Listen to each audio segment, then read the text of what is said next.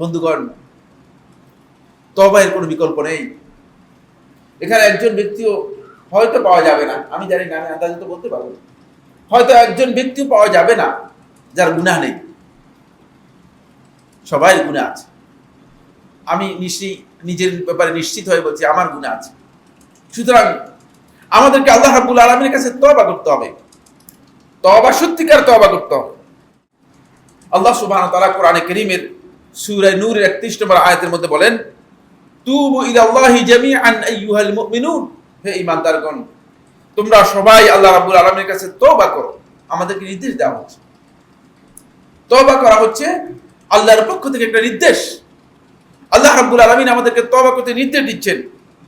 এরপরে বলছেন লাআল্লাকুম তুফলিহুন, যদি তোমরা তওবা করো তাহলে তোমরা সফল হতে পারবে, গুনাহ থেকে বাঁচতে পারবে।